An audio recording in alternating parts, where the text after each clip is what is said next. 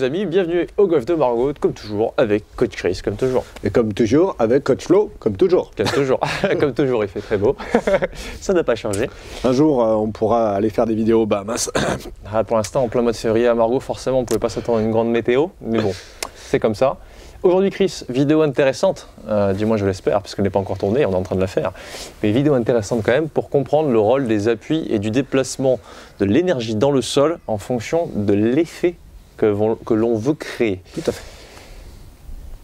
Qu'est-il? Quel est-il? Qu'est-il, Chris, donc, du coup. Alors, pour faire très simple, en gros, on va surtout regarder la répartition, que ce soit au niveau de la pointe ou du talon sous les pieds. Et on va se rendre compte que les appuis peuvent avoir un impact aussi sur le déclenchement du club et sur la trajectoire d'une manière générale.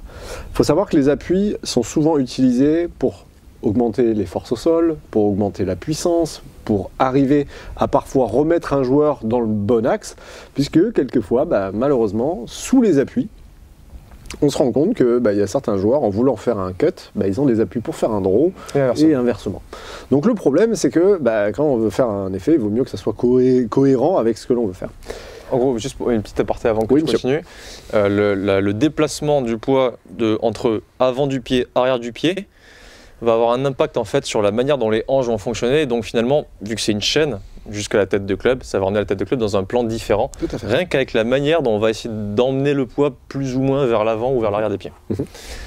Donc, pour essayer de simplifier les choses, en gros, à chaque fois on repartira de comment les jambes vont fonctionner. Généralement, donc là, cette fois-ci, on va se mettre plutôt dans cet axe-là. T'as vu, je te tourne le dos de ouf. on s'est aperçu que la majorité des joueurs plutôt en draw avaient tendance, au moment de frapper la balle, à rester beaucoup plus dans un axe aussi, en biais, donc avec une répartition plus talon, et pointe plus longtemps que les joueurs qui sont plutôt des joueurs de fade, et ont plutôt une tendance, eux, à avoir un axe de déplacement qui passe très peu de temps comme ça, mais qui passe rapidement dans cette position-là. Ce qui est plutôt logique, puisque là, on voit, ça détermine finalement un peu le chemin du club. Si tu as les hanches qui sont fermées, enfin la hanche gauche qui est un peu en avant, gauche, la hanche avant, on va dire, en avant, on voit que ça va être plutôt en direction de l'extérieur, et logiquement, pour venir la brosser, si par contre, tu emmènes vite le poids sur l'arrière, là par contre, ça va venir pour la couper. On va venir pour la couper. En gros. Donc déjà, ce qui peut être intéressant de constater, c'est que globalement, quand on veut plutôt opter pour un draw, on se rend compte qu'en se mettant dans ce genre d'appui-là, on se met en fait un peu en opposition par rapport au fait que le corps tourne. Le fait d'être un peu bloqué comme ça, la rotation va se retrouver nettement plus limitée. Et le fait d'avoir une rotation plus limitée va forcément limiter aussi le fait que le club aille vers l'avant. Truc tout bête. Donc le fait d'être par exemple d'une manière très exagérée dans cette position-là, donc plutôt talon et pointe ici, je me retrouve complètement de dos. Généralement, on se rend compte aussi que le poids suit comment sont les hanches. Donc en fonction de ça, si par exemple je vois que mon bassin est comme ça, ma répartition du poids naturellement va se mettre talon-pointe, et dans le cas inverse, plutôt dans ce sens-là. Donc pour le coup, lorsque vous voulez faire des swings d'une manière générale, essayez de vous amuser à essayer de sentir ce qui se passe sous les pieds, pour arriver à obtenir le rendement, oh là là, pour arriver à obtenir le rendement que vous souhaitez. Mais essayez de voir aussi la répartition, si vous êtes plutôt à la fin dans ce style-là, ou si au contraire vous avez tendance à vous mettre un petit peu sur le talon. Bien évidemment, les appuis sont importants. Donc là-dessus, en gros, si là, Flo va servir de cobaye, en gros, on va le faire, on va volontairement le bloquer un peu. Donc pour le coup, Flo, ce que je vais te demander, c'est que donc, la montée, tu l'as fait comme d'habitude. Pas d'intention particulière de swing, d'accord. Juste une intention, lors de la descente, d'appuyer fort sur la pointe. Voilà. En gros, ça reviendrait à garder le pied gauche plus longtemps assez ancré. Il n'y a pas nécessairement de... On ne saute pas forcément, mais en tout cas, il n'y a pas ça ou ça trop rapidement. C'est regarder le pied gauche longtemps ici, résister un peu plus longtemps, ensuite il va venir tourner forcément, parce que sinon je vais rester bloqué, je vais finir là-bas. Et résister un tout petit peu plus longtemps au début de la descente. Donc pas d'intention particulière, juste on place, on appuie sur la pointe. Voilà. Donc là pour le coup on voit que Flo met vraiment une intention d'appuyer dessus. Donc là ce qu'on peut revoir T'as quoi comme fer là? Un fer 3. Un fer 3. Donc oui, bon alors là, ça a bien tourné sur la partie gauche. Et comme ça se voit bien. Voilà, au moins vous l'avez. Maintenant, bah, du coup, on va essayer de voir ce qui se passe si tu appuies fortement sur le talon au début de la descente.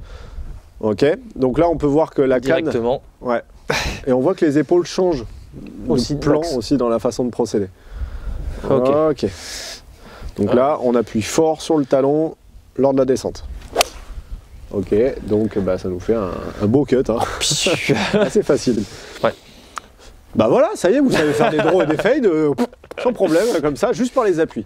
Non, au-delà de ça, c'est encore une fois une façon de l'amener. Il existe des outils pédagogiques pour ça. Si vous avez envie, bah, n'hésitez pas à aller voir sur internet, ça s'appelle des plateformes, des pédales de force. Mais si vous n'avez pas envie d'acheter des pédales de force, il y a un truc qui marche super bien si vous avez des vieilles balles de tennis à la maison. Pédale de force ou plaque? Non, pédale. Ah, pédale, ok. Ouais. Pédale de force, c'est qui permettent d'appuyer dessus. Si vous voulez pas forcément investir là-dedans, vous prenez des vieilles balles de tennis, vous la coupez en deux et vous mettez simplement la moitié de la balle de tennis soit sur la pointe, soit sur le talon et vous essayez d'écraser lors de la descente. Et si ça ne suffit toujours pas, à ce moment-là, bah, vous prenez une pédale ou une balle de tennis, vous la mettez sous la pointe, l'autre sur le talon et au moment de la descente, vous écrasez les deux le plus fort que vous pouvez. Vous allez voir déjà, il va se passer 2-3 trucs. Ouais. Donc les personnes qui ont tendance à rapidement les mettre à gauche, donc faire plutôt des gauche-gauche, on va plutôt privilégier à ce moment-là d'avoir cette sensation d'écrasement, donc talon et pointe, pour ouvrir maximum le bassin et de bien comprendre que du coup l'axe se met rapidement sur la partie gauche. Dans le cas inverse, pour tous ceux qui ont des tendances à faire des fades de manière assez prononcée, essayez plutôt d'opter pour l'inverse. Écraser très fort le talon en début de descente et beaucoup la pointe pour favoriser justement ce draw, ou du moins d'essayer de faire tourner un peu plus la balle à gauche. Dans la sensation, en fait, c'est que lorsqu'on est ici et qu'on essaye de rester sur la pointe, ici, ça crée une espèce de... C'est pas un blocage, mais ça crée une... Non, mais on sent que la force, elle vient dans ce sens-là. Elle va venir de l'arrière pour rester un peu ici. Ensuite, ça vient s'ouvrir forcément, parce que si on reste là et qu'on se fait emporter, on se casse la gueule vers l'avant quand même. Donc c'est vraiment le démarrage qui est très important. Ensuite, on laisse venir. Ouais. C'est la reprise d'appui. Ensuite, ça déroule. Si la reprise d'appui, elle est rapide vers là, on voit que ça veut partir vers l'avant.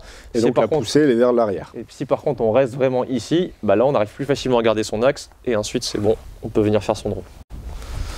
Voilà, pas mal de le faire sur des petits swings aussi, je pense. Hein. Oui, surtout au début. Sur les petits swings, pas sur des grands coups de fer 3. Donc si vous voulez faire des putts en draw, non.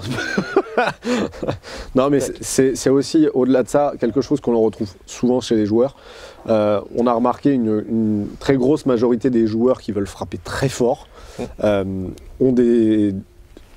prennent beaucoup de temps à travailler sur les appuis. Les appuis, en fait, on s'est rendu compte qu'il existe 3 types de forces. Il y a ce qu'on appelle donc des forces verticales. Donc ça s'appelle des launchers, c'est des jumpers qui forcent. Généralement, la force verticale est très importante dans le swing de golf, donc le fait de pousser fort. On a ce qu'on appelle donc des spinners, donc c'est ceux qui tournent autour des axes. Donc eux vont avoir d'énormes facilités à pouvoir faire ça. Et ensuite, on a des gliders. Donc gliders, c'est on va chercher donc sur la latéralité pour chercher. Donc ce sont 3 forces qui sont générées dans le swing de golf. Et les long drivers, par exemple, prennent énormément de temps à travailler sur ces 3 axes pour démultiplier les forces. Globalement, ce qu'ils font, c'est qu'ils font énormément d'appui dans le sol. Derrière, ils vont écraser très très fort. Ils vont chercher beaucoup d'amplitude, beaucoup de largeur.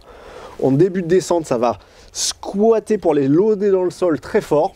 Et à la fin, donc en fait, on se retrouve avec du gliding, donc ça pousse vers l'intérieur, légèrement vers la pointe, très léger. Et ensuite, ça vient pousser très fort dans le sol en verticalité vers l'arrière. Donc en fait, on se rend compte que ça pousse de cette manière-là. Et ça, c'est, on va dire, le côté droit qui avance, le côté gauche qui s'efface, quoi.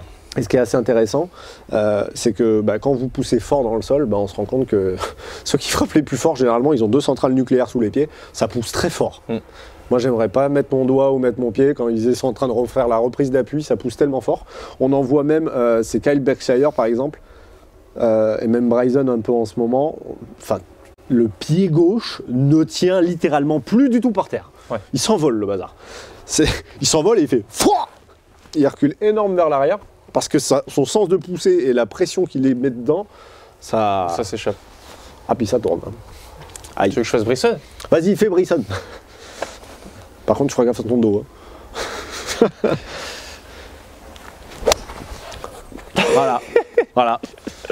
149 miles de vitesse de tête de club offert 3. Allez, C'est bon, ça c'est 102 mètres. hors taxe. Pour repartir sur un petit résumé, parce que là, tu commences à partir dans les forces et tout. Comme ça, au moins, on a parlé des appuis, on avait bien parlé. Les appuis au golf, c'est très important pour le sens de jeu dans lequel on veut se lancer. Draw, on l'a dit, avoir une plus grande résistance du pied gauche, enfin du pied avant, pardon, avec la sensation de venir pousser plutôt sur l'avant du pied gauche, du pied avant, je vais y arriver. Donc un peu en décalé, comme ça. Talon droit. Oh, purée, je vais jamais y arriver. Talon du pied arrière, désolé pour les gauchers. Talon du pied arrière et ensuite, vous avez compris, vous êtes habitué. Pointe du pied avant pour faire plutôt du fade, l'inverse. La montée en change rien, par contre, on emmène très vite le poids sur le talon du pied avant pour venir simplement ouvrir les hanches et ramener le club sur un plan un peu plus extérieur pour venir couper la balle. Désolé, hein, mais je suis obligé. Et pour ceux qui ont des problèmes de contact, gardez l'équilibre. C'est pas mal aussi. Ça sera déjà bien. Voilà. Comme d'hab, on like, on partage, on s'abonne, on active la cloche de notification. On va voir les liens dans la description pour soit venir voir Flo, soit venir me voir. On va checker aussi les liens pour la formation que l'on a sortie pour vous aider donc sur le parcours étape par étape. On a sorti une formation qui est très complète. On a déjà des résultats, on a eu des retours, ils sont très contents. Donc si vous ne nous avez toujours pas rejoints, allez voir les liens dans la description et on vous attend de l'autre côté. À bientôt. Ciao tout le monde.